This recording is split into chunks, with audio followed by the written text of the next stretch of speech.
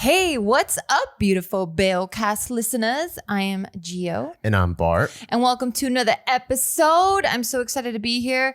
Today I want to talk about something that every time I meet with, my friends and stuff, or just a new circle of friends, because, we have a bunch of just different friends in different circles, they always bring up the same topic. And you might have heard it already.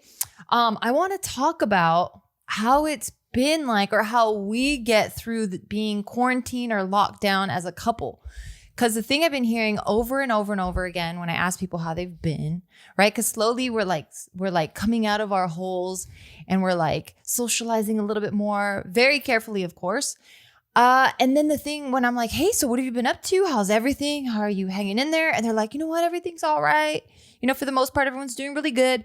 But then they're like, but man, has it been rough just being with my significant other? And I've heard it from guys and girls where they're like, oh man, I don't know. It's just a lot of getting used to. And you can tell that they're kind of like holding back a little bit because we haven't seen each other for a bit, like you could tell they don't want to vent, but they're just like, when they say it, there's like this like faint veil of sadness behind their eyes where they're like, help. Yeah. I think maybe even like going into the past a little bit, I think one of the biggest problems that a lot of couples are facing is, first of all, when you first start dating, right, before you guys move in, you're always best foot forward. Your first impression is your best impression. And there's almost like this facade of who you are. Oh, yeah. Right? Like you're like, because I don't want to fart in front of you. I don't want you to see me without makeup. Like I iron all my clothes. Yeah. But then you live with them and then the clothes is on the floor. Exactly. They don't shower. Yeah. Like when you first date, you almost have the whole day to prepare who you're going to be at 7 p.m. on Friday night, or the whole week, to be honest. I'm shaving my veg and everything. Yeah. So I don't even do that anymore. You don't at all. So you have this whole week, whole day, ironing clothes, you get to work out. Like you have an entire week to prep, right? So you put your best foot forward, almost like it's a job interview. Then you get comfortable. No, it's like you're going to like present to a class. Like you have like your like theater you're about to do show. a TED Talk, yeah. Like, like your quarterly play that you're about to do. Then you start getting comfortable and this becomes a little bit more regular, right? So you go on a couple of date nights and then from there it becomes more of like, okay, like why don't we tone it down a little bit? Why don't you just come and hang? When they come and hang, like they're still presentable. Like you're guilty of this, I'm guilty of this. It's still like, okay, I'm gonna wear my hoodie and then maybe even my PJ pants because we are gonna like do a dinner and a movie, but it's still a little and who Put wears in your crotch too. Don't forget your crotch. Like who wears cologne when they're gonna go to sleep, right? So even that, you still have a facade. He's trying to fuck, baby. Exactly. So you still have like this facade, right? And you put out the fakest version of yourself, and it slowly peels off. And then once you guys get together, I think there's still a distance between the nastiest version of yourself and the person that you're like, I'm willing to let this fall through the cracks and interact with the world. There's still that, right? Not because on the deep down inside, you have the castaway version of yourself. Like if you're on the island, that's fucking funny. You're gonna grow your eyebrows out. You're not gonna shave. You're probably not gonna brush your teeth. Like that's the nastiest version of you. That's the person who you really are on the inside, right? And then when you get together, you get married. I've heard of couples like our friend Steve and Nikki. They still have their separate bathrooms, so there's still quite a bit of distance between who they're willing to interact as themselves, like who's the person they're playing, like their avatar, right? Their physical reality world avatar versus who they really are on the inside, the person that picks their nose and wipes their boogers on the t-shirt. There's still a good distance, right? And then now, and most people I think live with that for good 10, 20 years. But now, because of the quarantine, people are facing something they've never had to do before, which is really shorten that distance. Because now you're seeing your spouse at work in conferences. You're hearing them getting yelled at by their boss. Yeah, I was just thinking that right now. Oh You're shit! Like, damn, I had no idea that my husband was late. Was late every day. Is a dumbass. Is unorganized. Is irresponsible. Needs to take more initiative and be more proactive. You're like, who the fuck did I just fucking marry? Yeah, like what the fuck is going on? Who am I living with? Yeah, and then you start seeing all that, and then you're like, wait. So they've been like leaving the house at 8 a.m. Just to get yelled at? Yeah, just to get yelled at and to be late every day. So now you're like, oh shit. So I think now more than ever, it's been who your physical avatar is and who you are on the inside has this distance. And then adding on top of that, we're not going anywhere. So the cabin fever is high. So whatever toilet seat conversation, put it down, put it up, that is now times 10. It's more heated. Like some of our friends, when they come over, you know, like we'll just talk and like, hey, baby, can you hand me the chair? And when they say hand me the chair, it immediately goes straight into mid fight of something that I'm like, it's like they picked up where they left off. Yeah, did I miss something here? Because it seems like you guys been fighting for 3 hours in the car coming all the way over here, and it's just continuing right now. Yeah. So I'm just like, man, this is it's really, really tough. But I am very, very fortunate. And I feel like we're both fortunate where because we've kind of been through this through just our jobs of being like content creators online and having done so many businesses together, and also really blurring the lines of live and work for like the first 5 years where we're running the office straight out of our living room. It kind of prepared us for this. Yeah, it did. What do you think, like, how do you think we're able to be successful at that? Because we're not at each other's throats. Like, ever since we've been on this lockdown, we haven't been like, get a fucking away from me. You know what I mean? Like, we just haven't been, you know, on edge, just like trying to tiptoe around each other. And granted, we're very fortunate now that we do have, you know, the square footage to separate. Like, he has his own office. I have my own office. Well, it's really a guest room, but we just added desks in it. But I think that also really does help because like the square footage that you have. So we have a friend that they live in a one bedroom apartment, and you can see their corners. Like, he has his desk on one corner of the room, and then she has her desk on the other corner of the room. And she's a day person or morning person. He's a night person. So like, and we have a few couple of friends that are like that. Yeah. And a couple of friends, I think, in this exact physical scenario, and also in the same time scenario where like one person's 9 to 5, the other one's an artist. Right. So you have to balance that. Where and that's like, rough. Okay, right now I'm in a creative zone, so I want to start yelling shit in the air, and they're like, shh, I have a fucking Zoom meeting right now. And they're like, oh shit, well, damn, I didn't know I had to schedule my creativity. What the hell? Yeah.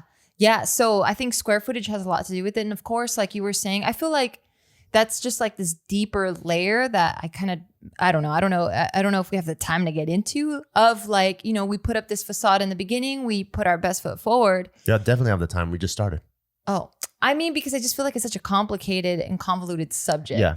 But what I really want to stick to in this conversation, at least maybe we can make it for another podcast, is just the things that we've learned through, you know, starting off in a very small garage, working out of there, then moving to a slightly bigger space, but not by much, and then having the entire company run out of there, you know, and like just sticking to things that worked for us and you know, trying to help our online friends out there. I don't know if the skills that we developed, our relationship skills that we developed to help us during this quarantine to not fight, because it seemed like we were the only couple out of all of our friends that didn't really have any big fights.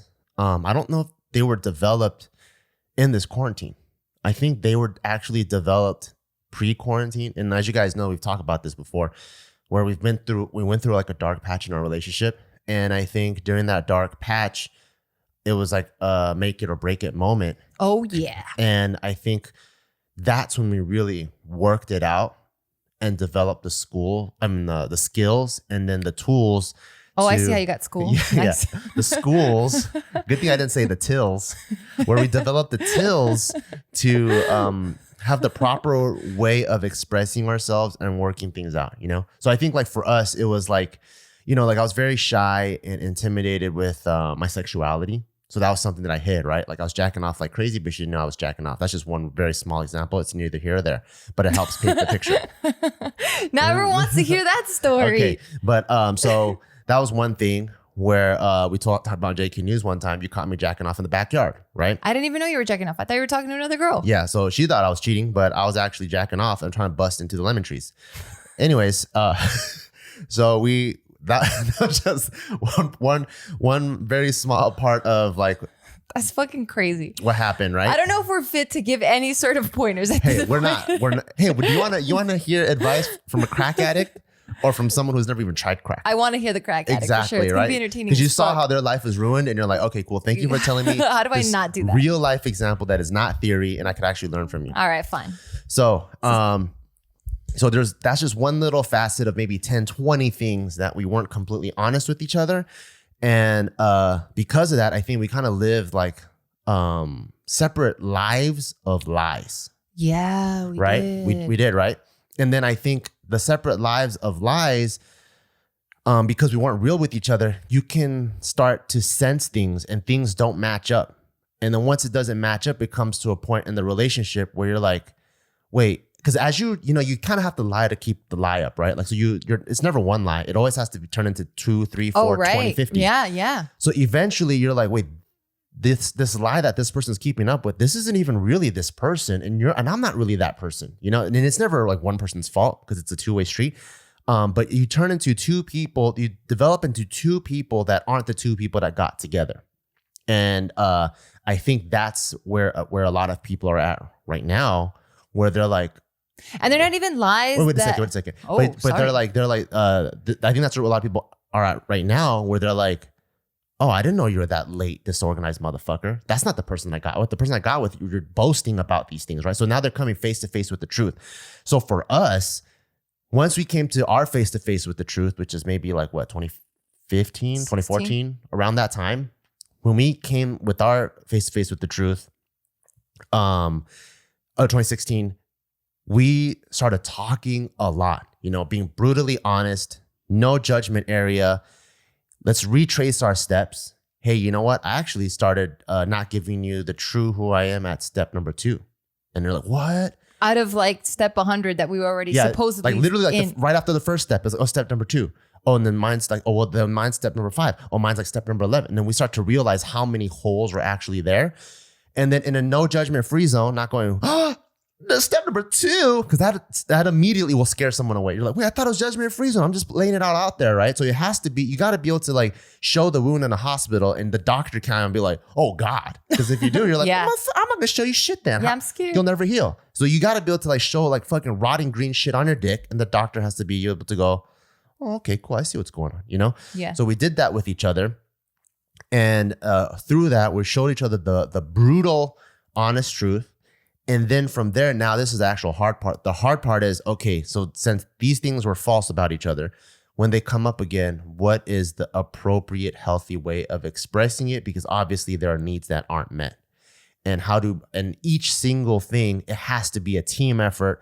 How do we both help my number 2? How do both of us help your number 7?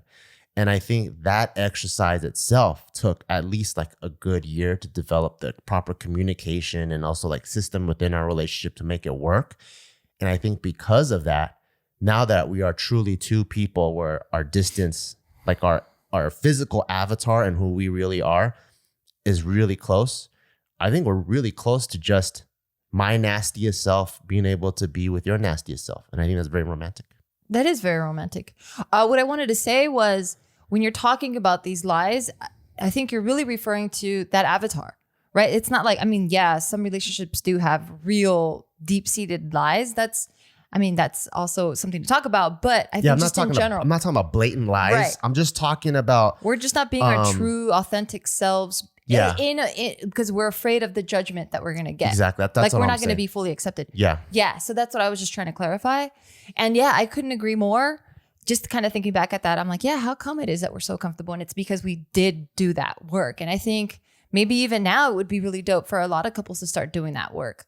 But I think that's just where it's kind of hard to just know that you're able to trust your significant other with just knowing that they're mature enough to not judge you in that way. And I think that's a really hard part for a lot of people to do that I've noticed. Yeah. Damn. I didn't realize how much work we did like that. Like I knew we did, but then it's not until someone really lays it out where you're like, you step back and you're like, oh fuck, we really did that.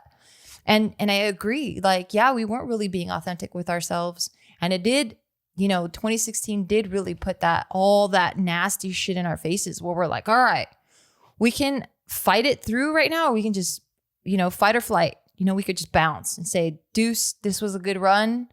I don't want to put in the work. Yeah. And I also, I think one thing to keep in mind too, for people that are also going through the same things or have been through it or looking for ways to like help deal with each other, I think there's also constructive authenticity.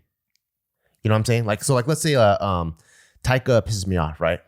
And I can't just punch him in the stomach. And then you're like, what the hell? Why'd you do that for? I'm like, what? I'm just being authentic. I'm just angry, so I'm gonna express it. Like, it's like, yeah, I get it. You are That's angry. still immature. I get you're angry, but what is the constructive thing that's going to come out of this situation? So I think that's something that is on the responsibility of both people in the relationship, where like, let's say you do something that pisses me off and has something to do with my number 2 example or your number 7 example, whatever, right? When you do it and I just straight up get mad and you're like, oh shit, what's going on? Me just going, you remember what I said about my number 2? I can't believe you said that about my number 2. Like, that is not constructive at all, because I just put everything on you to fix it, right? If it has to still be, and I'm like, and you can't be like, or I can't just be, when you question me like, why are you so mad? I can't be like, what? I'm just being authentic. That's not really being authentic, because not being constructively authentic. Like, okay, awesome, I'm honest about my feelings, but how does that help us? Because at the end of the day, it needs to help us, because we're trying to last, we're trying to get somewhere, you know? Yeah. I don't even know if I would call that authentic, to be honest with you. But before I get into that, let me introduce our first sponsor. All right. So I want to introduce our first sponsor, Jenny Kane. I am absolutely in love with this online shop and this brand, honestly, because I love a place that curates everything from shoes to home space to gift giving to menswear, because I just don't have time to go to different shops and look at different things. I just love when it's like an online department store. I love it. Yes, it's an online department store, but it's all super high quality, elevated pieces. Oh, nice. Yeah, for your home, like sofas, pillows, candles, but then they also have like women's shoes. They have men cashmere sweaters. Like, I have their mules, and I am so excited that fall's right around the corner, because I just can't wait to try it, you know, because I do miss my fall and winter clothes. I really, really do. And just right now, the time that we're living in right now, I can't wait to just get all snuggled up in, like, you know, my mules and sweaters. You even have a cashmere sweater from them that I'm like, I cannot wait to see you in it, because you're going to look so damn hot. I'll wear it when I go to Alaska. And like I said, these are very simple staple pieces that as soon as you wear it, the quality is impeccable. And it, like I said, they're simple basics, but they're so elevated that as soon as anyone looks at it, you're like, oh, damn, that's some quality stuff. That's what's dope about having things being curated. Yes. Where they kind of like weed out the stuff that looks yucky or not stylish. And like every time you go into like that specifically curated store, you can almost trust that the taste that they have is what you like, and you can expect a certain product out of there. Yes, I love it. And you're going to see me put a lot of this stuff on my Instagram pretty soon, because I just love it. Like, I just can't wait to show everybody. But right now, for everyone listening, you guys are going to get 20% off your first order when you use code BALECAST at checkout. That's jennykane.com, promo code BALECAST. It's JENNIKAYNE.com. Promo code BALECAST, one word. And we're back.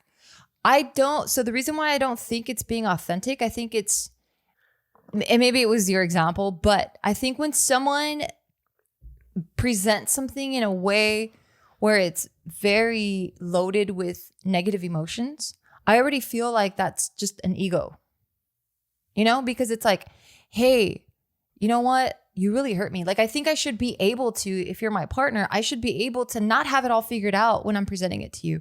And I think that should be okay. But I think it really matters how I present it to you. Because if I'm like, hey, what the fuck? Like, you know, that fucking number 2 thing, like, you keep doing that shit and I hate it.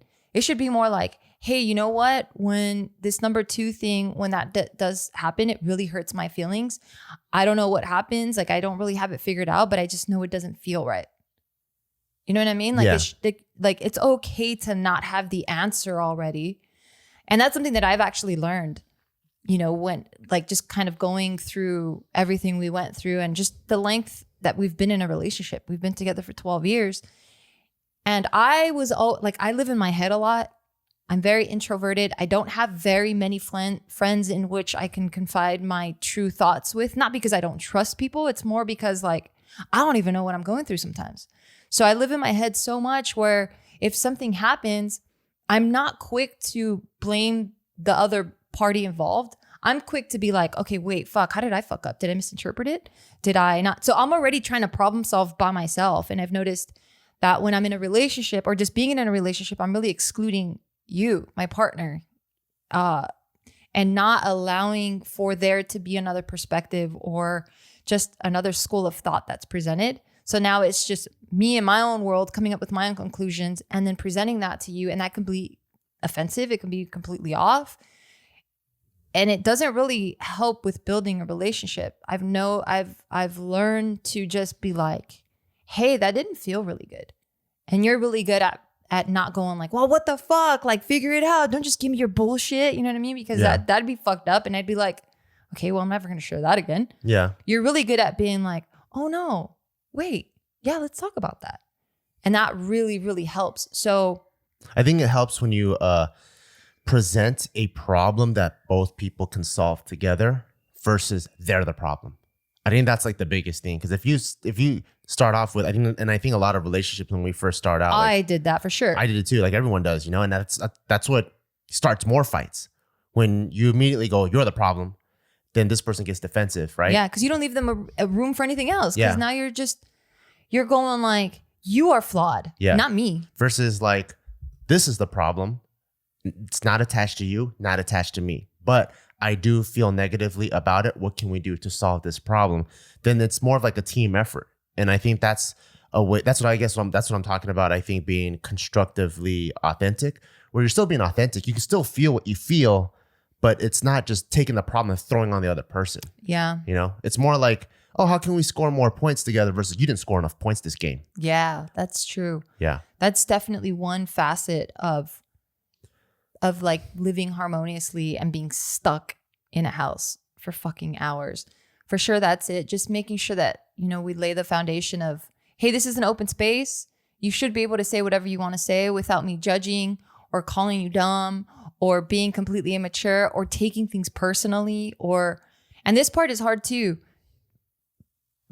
you know, projecting our own insecurities. That's huge. Onto it. Yeah. And it happens so much without us really realizing. Like now, because I think I'm a little bit more mature and I've learned so much, I'm quicker to catch when people's insecurities are talking. So then because I could pick up on even on my own insecurities, when I can pick up on that, I'm quicker now to being like, oh shit, that's something that they're insecure about. So I'm way more empathetic.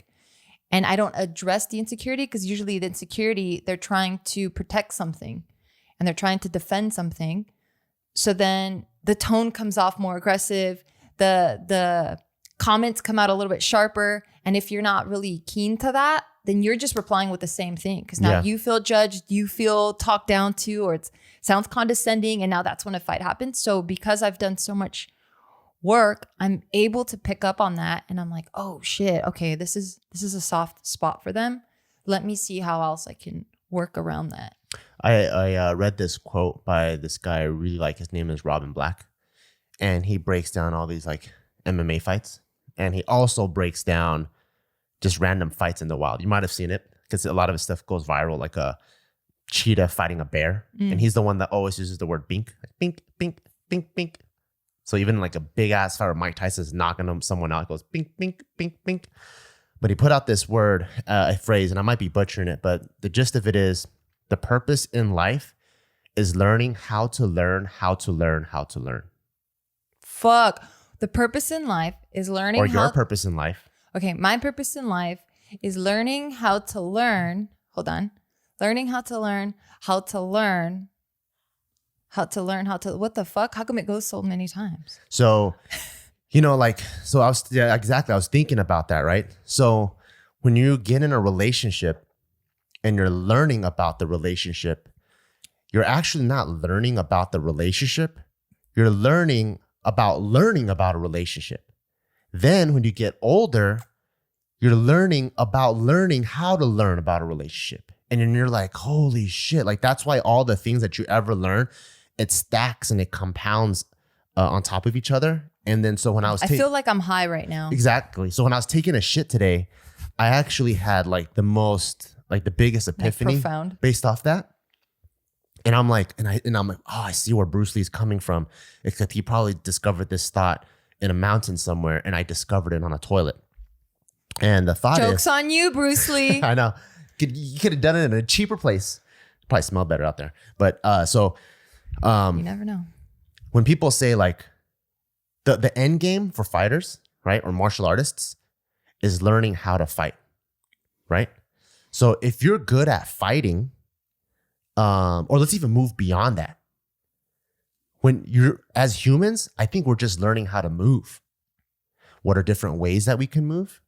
Through dance, through fighting, through sports, through basketball. What about sex? Soccer, sex, through all those physical movement activities, right? That's what we're trying to do as humans. We're trying to learn how to move as a human, right? But that's too too broad of a concept to learn. So what do we have to do in order to learn? Break it down into smaller pieces. So now we break it down into, okay, combative movements, non-combative movements, you know? And then you go into, okay, cool, non-combative movements, dance. Still too broad. Let's break it down into crumping, breakdancing, pop locking, ballet. And then you break that down into like, oh yeah, like Russian ballet or whatever ballet, right?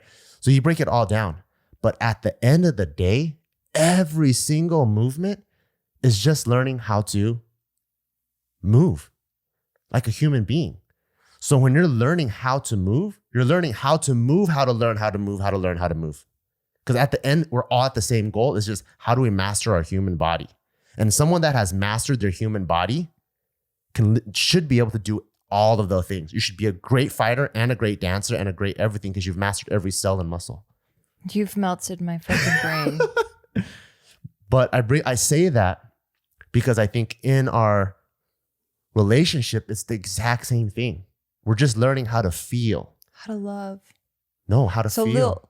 We're learning how to love. Yeah. No, we're just learning how to feel, right? And so through relationships with our mom and our dad, we learn how to feel and love with our spouse, with our kid, with whatever. But they're just steps. They're just us breaking things down into smaller forms of us being able to digest it. But ultimately, it leads back to the same thing, which is learning how to feel and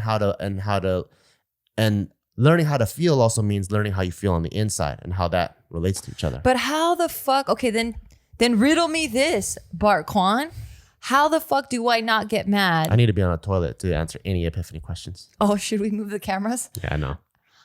Answer that should me be this. my next set piece. How do couples not get pissed then when they see that their significant other didn't pick up after eating lunch? So now, based off my new thought, and if I was calm and collected and I saw and I was like a fly on the wall. But this is the 100th time and you've already told this motherfucker. You already said, stop doing that shit. It's pissing me off. I would see and I would assess what level of learning they're at. Because it doesn't matter how many, like you could be 35 and still suck at math, or you could be 6 and suck at math, right? So whether or not you've graduated, 6-year-olds suck at math. Yeah, but like whether or not you graduated algebra is not age determined. It's how much mentally you have progressed. And in that specific scenario, obviously both people have not progressed very far, and that's still a very elementary state of dealing with each other.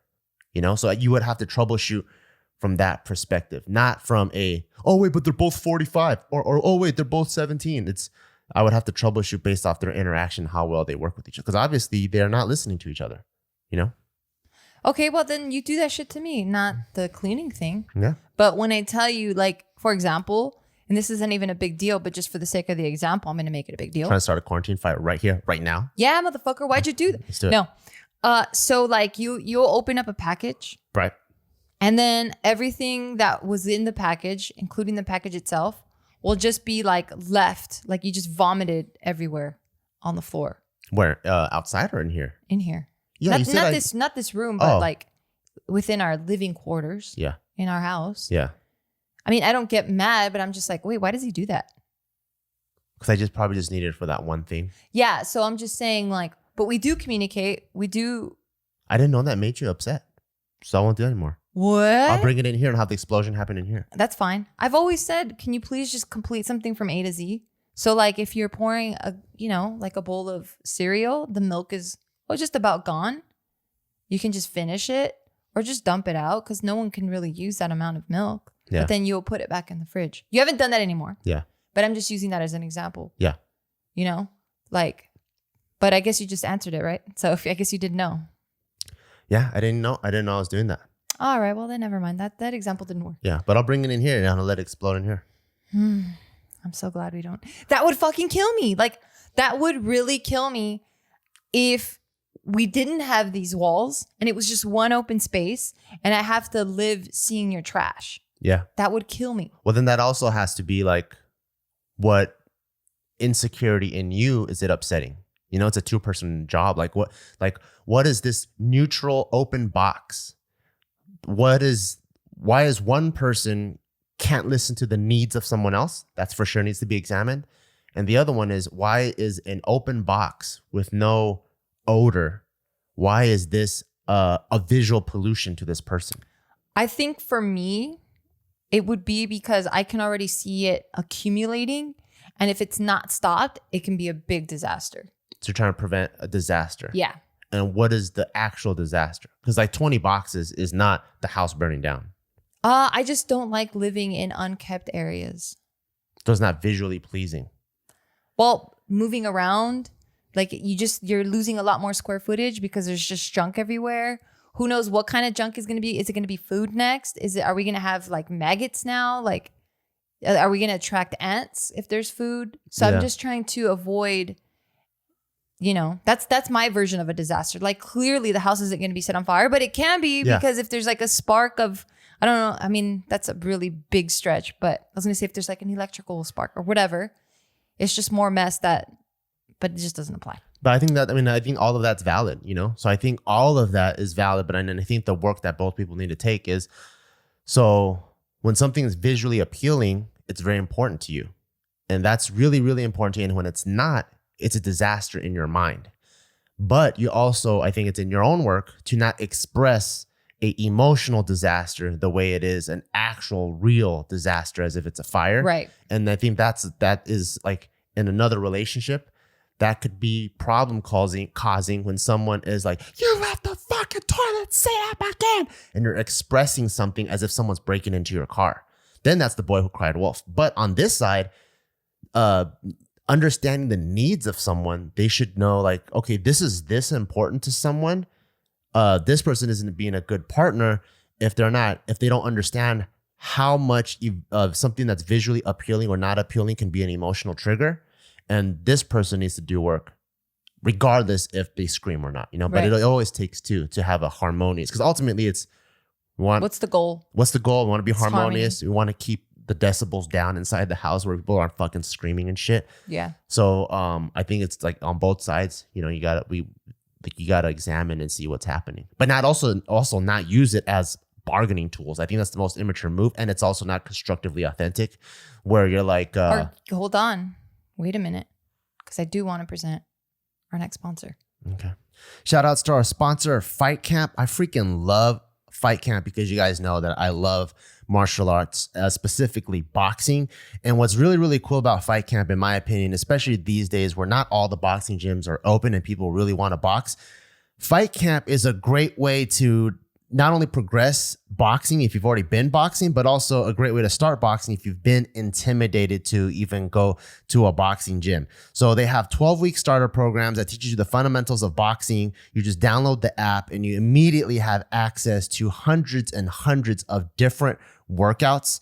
And you can get a monthly membership for under $100 a month when you use the Affirm financing. And that's cheaper than most boxing gyms. My personal boxing coach costs $100 per session.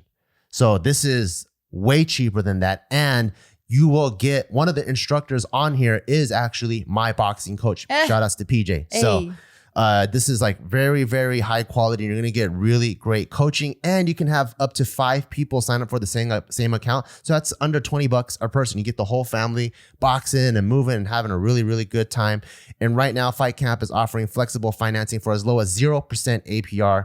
And for a limited time offer, you can try Fight Camp for 30 days with their money back guarantee. So you have nothing to lose. If you're like, you know what, I tried calisthenics, I've tried weights, and I just want to get in shape, I can't find something fun, why don't you give this a try? Join fightcamp.com/Beal, BEAW, learn a skill, burn some calories, and there's money back guarantee. Try for 30 days. Join fightcamp.com/Beal, BEAW, that's the code BEAL, and just give it a try. I think it's a great program and workout method. And we're back. Okay, So yeah, I think it's immature to use as a bargaining tool where you're like, you know what? I'm not gonna hear how important that is to you until you lower your voice. You know how people now do, people like when they're immature and still trying to work relationships out, now they, instead of using tools in a constructive and beneficial way, they now use it immaturely as bargaining chips. Like, you know, like when you learn the love language, right? And like, oh, your words of affirmation. Well, you better give me I'm a affection person. You better give me affection before I give you words of affirmation. Yuck. That's a misuse of the whole point of understanding people's love languages. You know, so I think it's always important to like be constructive. How do we build on top of this? How do we go into a more positive place? Like, I think that's one of the most important things to keep in mind. I agree 100% with everything you just said.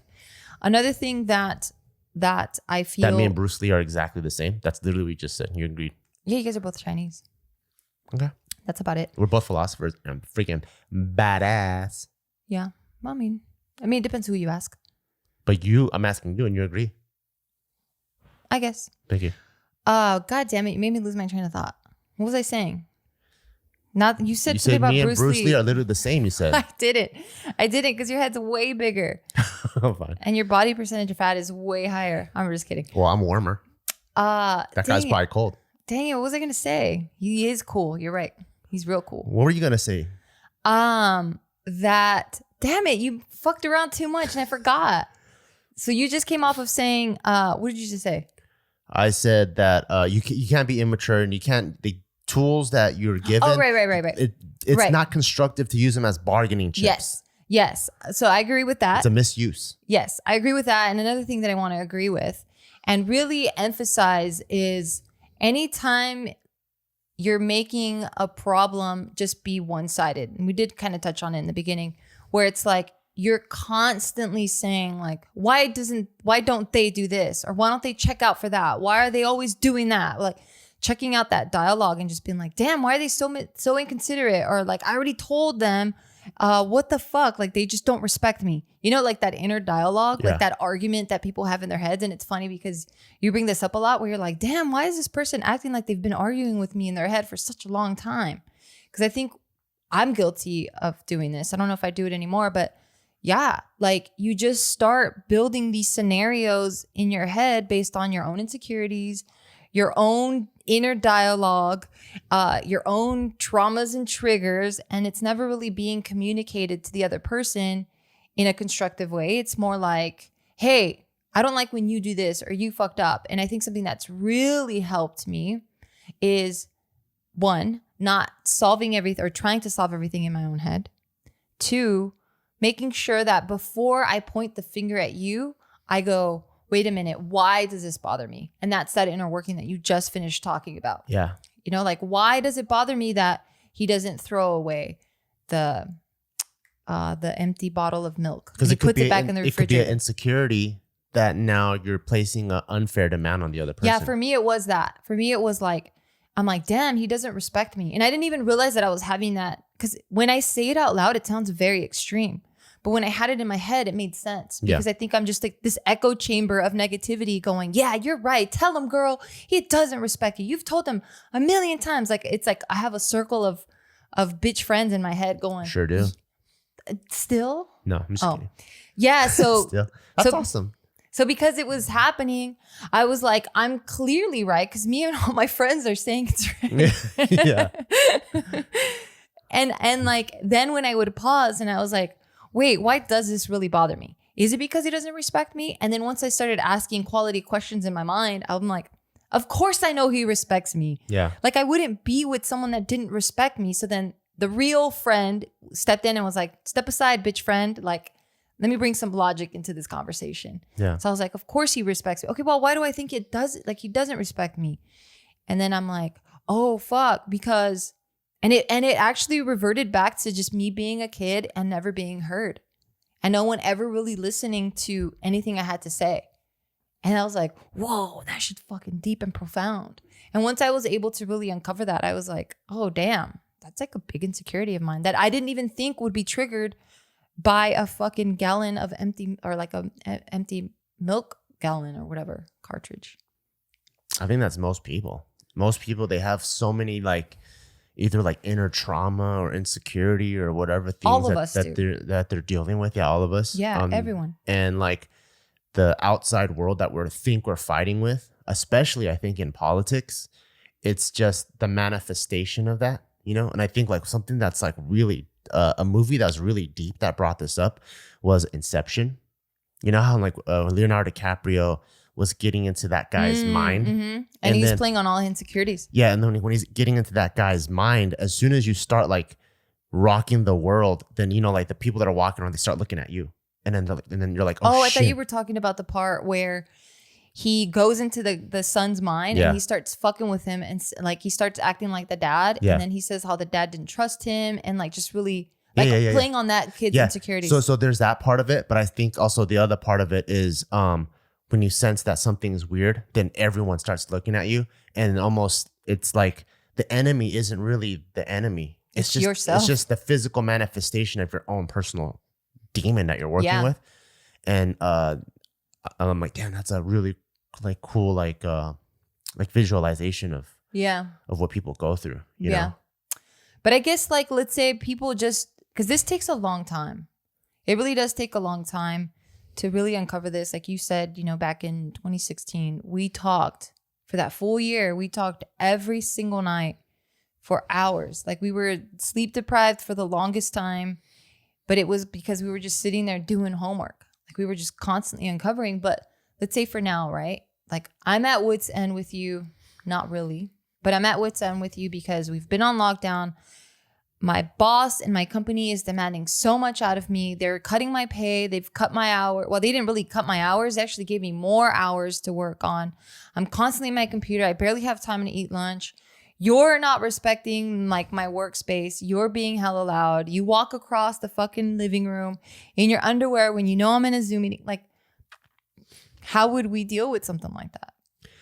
I think it really depends on what stage in the relationship and their own personal development they're in. But I would say a good place to start is to first write down everything without too much editing, like what's bothering you. Maybe like your top 10 things you want to work on. Personally or with the other person? Whatever. Oh, okay. So that's the first step. You could write, she's a fucking bitch. I fucking hate her fucking guts, right? Write all 10 of those things down. Now, when you write those 10 problems down, convert those 10 from a blame perspective to a neutral perspective, right? So how do you change? She's a fucking bitch. I fucking hate her. So like if she's like, if it's like, she's a bitch. Let's neutralize that. Well, like talk about what the actual thing is. Is it that she doesn't like what makes give me her a kiss in the morning? Yeah. You know, like change it to what that is. Right. Right.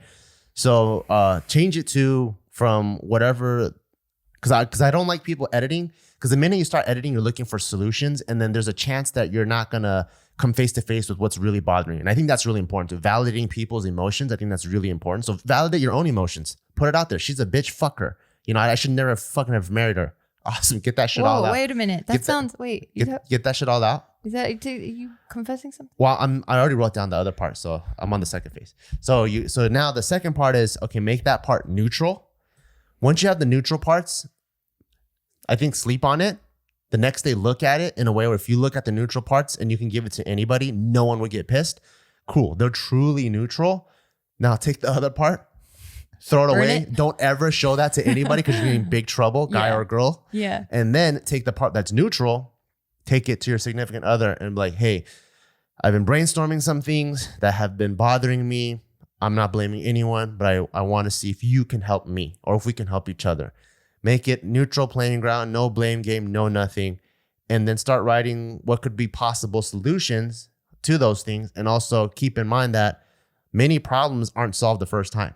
So give it the room to be solved on the 5th, 6th, 7th time as you work things out.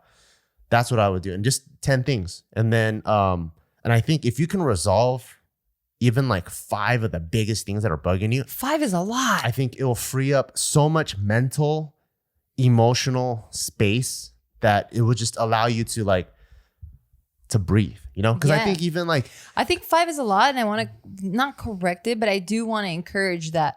I think 1 would do that. I think 1 would, but I'm just saying like, because you brought up a big example. Oh, I see. Like, I see. Girlfriend's a fucking bitch. You get cut from hours. You have like vacations cut. I'm just talking I about... didn't say girlfriend's a bitch. I said boss is being a bitch. Oh, fine. Well, there's a lot of things, right? Dang. Do you want to get some shit off your chest? No, I already wrote it all down. I told you. I'll send you the other side that I ripped the part. You just said not to show it to anybody. Yeah, and I'm saying those 10 things because I think it's I think 10 is a good number because if you guys are living together, there's a lot of shit. Oh yeah, there's like 10,000 things. It could be the fucking like the fucking street parking. Like I remember living in Monterey Park where there's fucking street sweeping all the time, and then there's one week where I literally parked on the wrong side each time. So I was supposed to park on this side, but I parked on this side, so I got a ticket. And I didn't know. So the next day I parked on that side and I got a ticket. I'm like, motherfucker. So it could just even be like that, where you're just like, God damn, this is worse luck. Maybe your parents suck. You know, someone keeps shitting on your lawn. Like there could be a lot. Someone? I don't know. Fuck. But time to move. But there could be a lot of things, right? And that's why I'm saying listing 10. It could even be something that's like, fuck, every time I go to my toothpaste, there's no fucking toothpaste. And it's like, okay, maybe we do a subscription on Amazon, and now the toothpaste just comes every 2 weeks, you know, so I think I'm just writing 10, and I think that will free things up. Like, okay, cool. No one's shitting on my lawn anymore. My girlfriend helped me put a reminder on my phone to move my car so I don't get those double tickets every week. I get the toothpaste. Oh man, that already feels get better. My girlfriend says she'll stop being a bitch, so that helps out. You know, just like work those things out, and I think 10 can make you go like, oh man, that feels good, you know? And then maybe repeat the process with your girlfriend, and then, you know, or your boyfriend or whatever. And then now both people feel better, because ultimately I really don't think physical circumstances, obviously, you know, if you're fucking in a third world country and you have no food and you have fucking malaria and your little brother is a child soldier, of course, physical circumstances prevent that.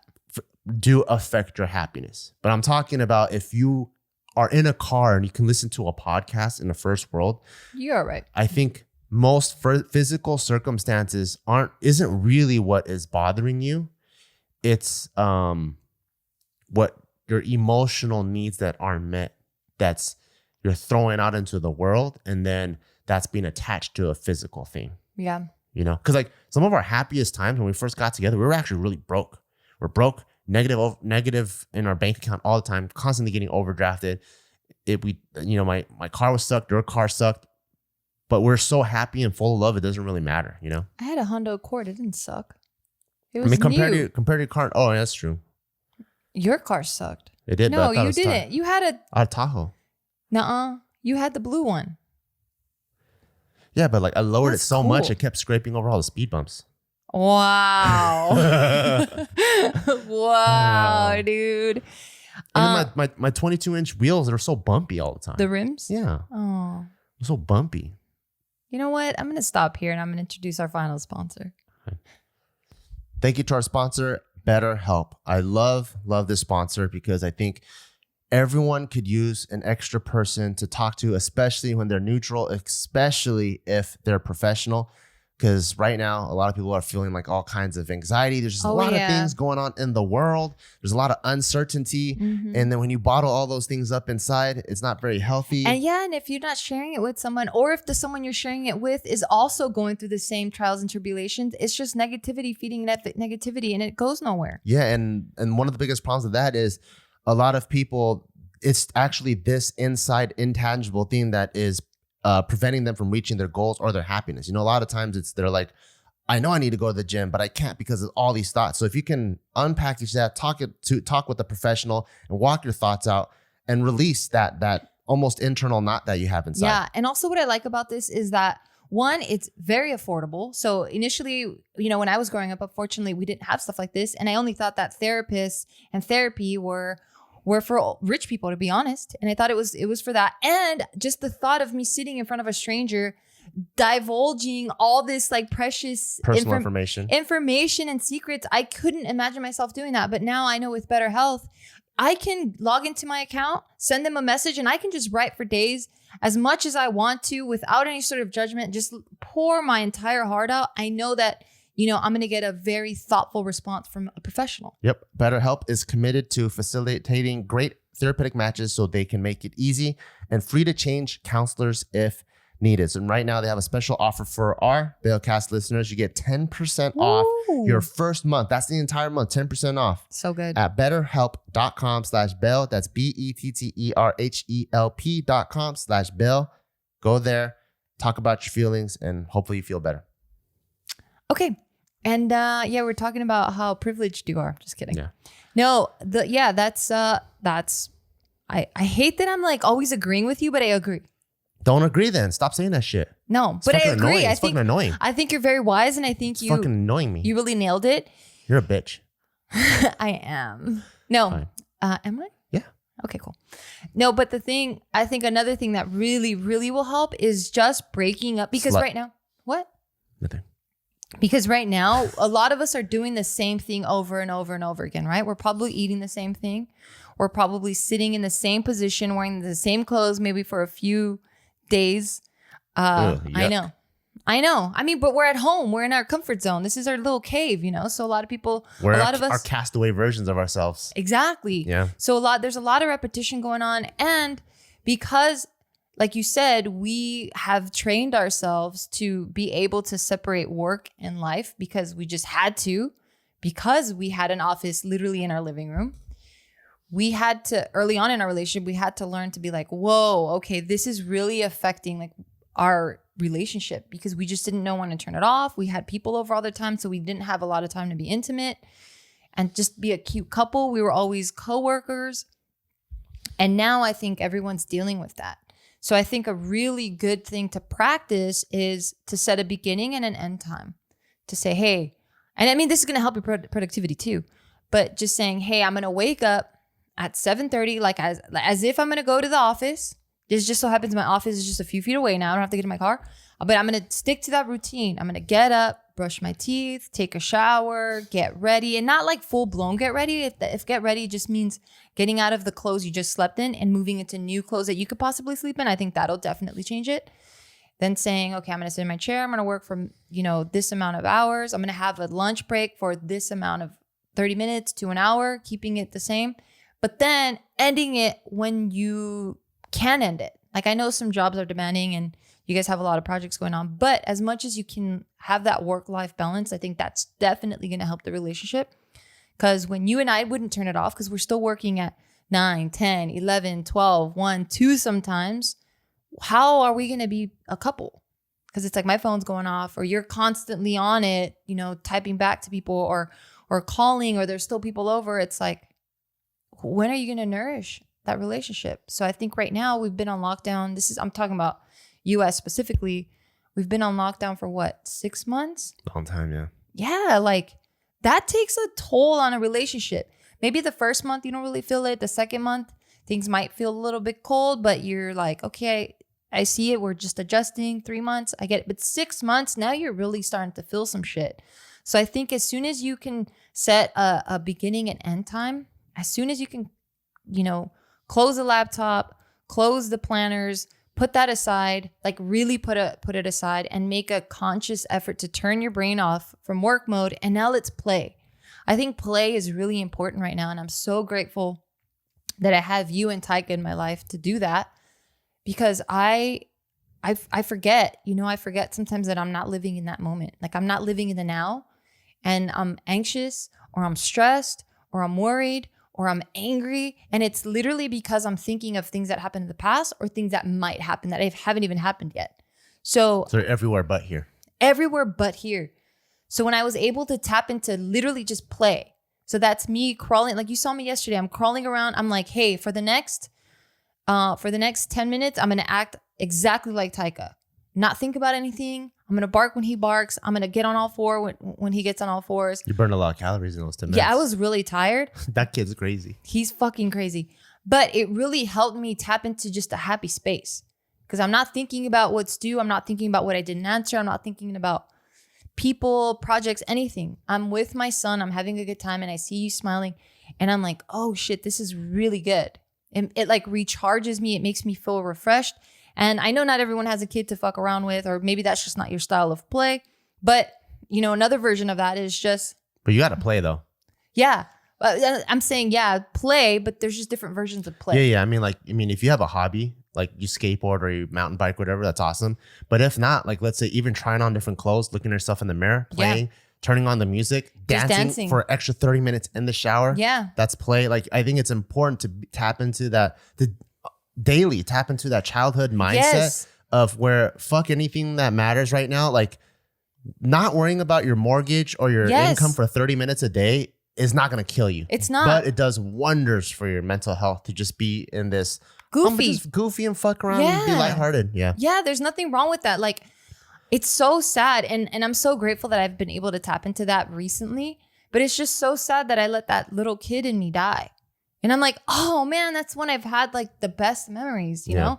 And that's when I've been able to be the most creative and the happiest, when I'm just so carefree and just able to just be goofy for the sake of being goofy with no goals, no objective, not trying to impress anybody. It's just, and like what I was going to say was a version of play can just be like, let's just go outside and see how many red things we find.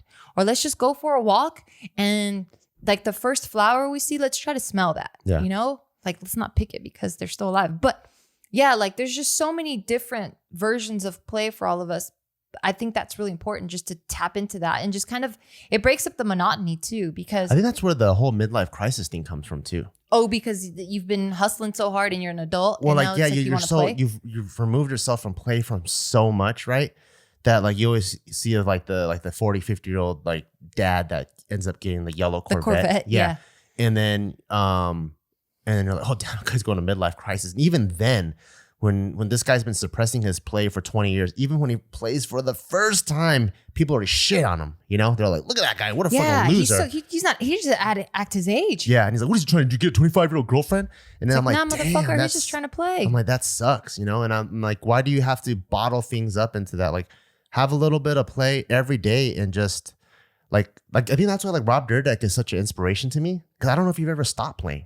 And he just has it. He just has a good time. Like he's like probably almost 50, still dresses like he's 12. And he just has every idea he has sounds like three 13-year-olds came up with it, but it's just awesome. He's just having a good time. And like he connects with so many people. Everyone just loves his energy. I mean, he's awesome. Yeah. I love that about us too. When, you know, we could have like a little tiffy while we're at work because we'll just have creative differences or mine are better. And it's right. And it's always civil, like it's always very respectful, but we still have misunderstandings or we still have just different ideas or things never get heated. But what's the word I'm looking for? Like conflict? Yeah, we'll have conflict, but it's like good conflict. And at that moment, I'm not like attracted to you. You're not my husband. Like I'm just like, I'm so focused on the goal. I'm like, all right, whatever. Like, I just want to get to that. But as soon as work ends, it's like, yay, let's play. What do you want to do? Do you want to sing? Do you want to play with Taika? Do you want to go swim? And like, I want to swim. And like, well, we can't right now. There's like a bunch of fires and shit happening. Well, it's not really healthy for your lungs. What? We'll swim in we're not breathing the ashes in the water. Well, I mean, you have to come up for air because you can't breathe in the water. Try not to. All right. Well, let me know how that goes. What was I saying? You keep interrupting me. You said me and Bruce Lee are really the same person. No, you're not. But yeah, just being able to separate and just be like, all right, that happened then. We'll deal with it on work hours. Right now, it's just hour, you know? Hour. That is one thing I also want to just put in, just like I guess emphasize, because it is the topic of this video, and you did say it, the importance of sticking to a routine. So you talked about routine, time to play, time for relationship, time to wake up and all that stuff. And when you don't have routine and your whole day is mush and every single day is not the same and you don't know what's happening, that is a recipe for depression. Because if you think about it, that's even the reason why people have to find a routine in jail. You know, when you're like locked up for 2, 5, 10, 20 years, you'll notice the inmates that are able to adapt and actually even achieve success and get their masters is they've created their own routine. Yeah, they're in their cell all day, but they're like, you know what? When that morning guard comes by, I'm gonna make sure I do 1,000 push-ups by that time. When it's time for lunch, I can't wait to go in the sun during my yard time. So even they develop a routine in order to have mental health. And even when you're training dogs and stuff, the number one thing they tell you is give your dog a routine. Walk them or her at the same time. If it's 7 a.m., do it every single day. If it's 10 a.m., do it every single day. The worst thing you can do is the meals are irregular. You walk them irregular. The dog doesn't know what to expect. That's when their life expectancy gets shorter. So the routine is super, super important. And don't overcomplicate it where you have so many things that it's impossible to keep up. Just go, hey, every single day, I want to make sure I do these 3 things. Maybe it's a walk. Maybe it's brush my teeth. And maybe it's, I'm going to watch Game of Thrones or something. I don't know. But do those 3 things and you just feel better about yourself. Yeah. Yeah. That's a good point. But I think we've reached the end of our sesh. Oh, nice. Yeah. And I feel like I keep talking about this forever. I can't. Well, I don't know. Hopefully we were able to shed some light on this topic because like I said in the beginning of the podcast, I've just encountered this a lot with just different people that I just encounter. Yeah. And that's just what's been working for us. We've had a really good lockdown. We haven't been at each other's throats. Our relationship actually got better, in my personal opinion. Me too.